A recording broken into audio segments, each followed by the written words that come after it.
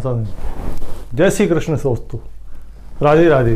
दोस्तों, ज्योतिषों ने जो 12 राशियों का निर्माण किया है उसके अंदर क्या सार है, किस आधार पर इसका निर्माण किया है, आज हम उस पर चर्चा करेंगे।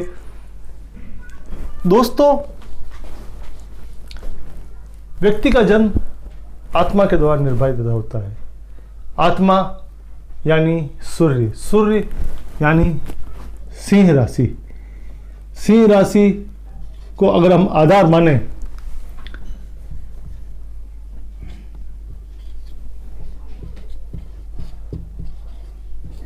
ये है सिंह राशि, इसको अगर हम आधार मानकर चलें और इसके साथ चंद्रमा,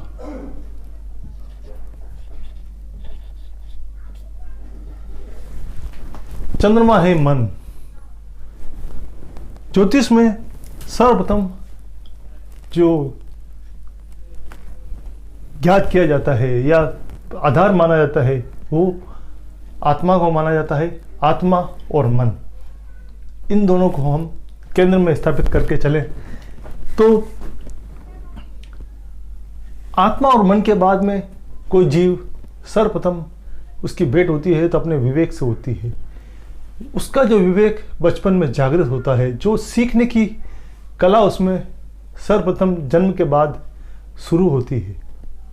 क्योंकि जब व्यक्ति की आत्मा किसी देह में धारण करती है तो सर्वप्रथम उसका सेंसिटिविटी, उसका मन, उसका माँ से सर्वप्रथम सामना होता है जो है चंद्रमा।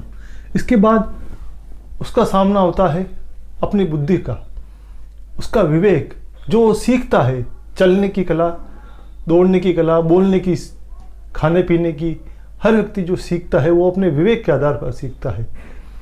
तो उसका सूर्य और चंद्रमा के बाद में अगर किसी से सामना होता है तो वो है बुध। बुध विवेक है, सीखना है, जो कुछ वो अर्जन करना चाहता है वो बुध है। तो ये होता है मिथुन राशि और कन्या राशि, ये दोनों इसके साथ चलते हैं। आत्मा और सूर्य के साथ विवेक का कॉम्बिनेशन साथ में चलता है। जो जो वो बड़ा होता जाता है तो संसार की इस माया से परिचित होता जाता है कि संसार में उसको पहनना, श्रृंगार करना, इस सब चीज़ों का शुक्र का उसका सामना होता है। शुक्र से उसकी मुठभेड़ होती है वृषभ राशि और तुला राशि से। ये है शुक्र जो उसके साथ चलता है, यहाँ वो श्रृंगार समझता है। तो इसीलिए ऋषि मुनियों ने शुक्र के दोनों राशियों को इसके साथ में दी है। फिर वो जीवन में पराक्रम के लिए आगे बढ़ता है। पराक्रम, खेलकूद, ये सभी मंगल है। तो शुक्र के बाद जरूरत पड़ती है मेष राशि, मंगल की और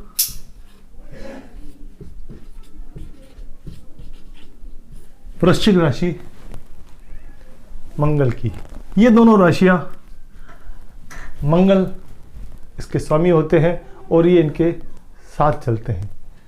दोस्तों, प्रत्येक ग्रह को इतना सोच समझ के ऋषि मुनियों ने राशियां निर्धारित की हैं, उनका जो क्रम बनाया है ये सोचने वाली बात है। और मेष राशि के बाद में जब वो अपनी ऊर्जा संग्रहित कर लेता है, अपना पराक्रम दिखा लेता है, तब उसे ज्ञान की आवश्यकता पड़ती है।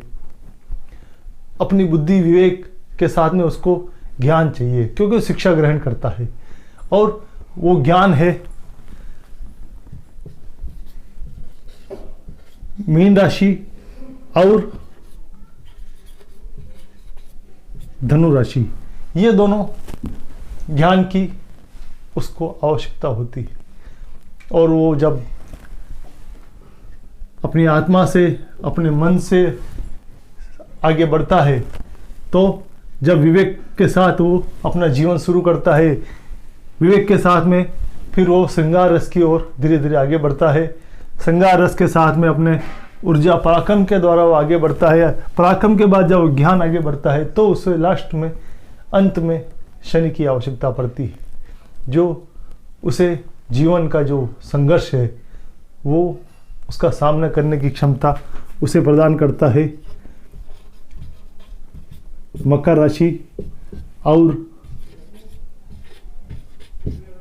कुंभ राशि, ये है 12 राशियों का निर्धारण जो क्रम वाइज दे रखा है, लेकिन इस सारगर्भित चीज को समझने की जरूरत है कि कैसे इन राशियों का जो मेष राशि से शुरू होकर जो यात्रा मीन राशि पर आती है, तो केंद्र में केवल और केवल आत्मा है, सिंह राशि है, और इसके साथ मन है, मन के साथ विवेक है, विवेक के साथ श्रृंगार है, जो उस मोह माया में बालक जकड़ जाता है, और जो ही मोह माया में जकड़ा तो वो अपने पराक्रम की ओर ध्यान देता है, खेल कूद की ओर ध्यान देता है। उसे मालूम है कि मुझे जीवन में कुछ करना है तो अपनी ऊर्जा का सही इस्तेमाल करना होगा, तो ये मंगल है। और मंगल के साथ साथ ही उसे गुरु की आवश्यकता पड़ती है, ज्ञान की आवश्यकता पड़ती है। इस संसार में अपनी ज्ञान और विवेक के द्वारा आगे बढ़ने की क्षमता उसमें आती है, और जब वो इन सब में परिपक्व हो जाता है तो इस जीवन के संघर्ष की ओर आगे बढ़ जाता है, जहाँ मकर और कुंभ है। ये है राशियों का क्रम जो दोस्तों आज हमने आपको बताया है। सूक्ष्म चीज़ है ये, लेकिन हम इसे समझ नहीं पाते हैं। इसको आधार मानकर चलेंगे तो जीवन की इस कुंडली को हम बहुत ही आसानी से समझ जाएंगे, सीख जाएंगे।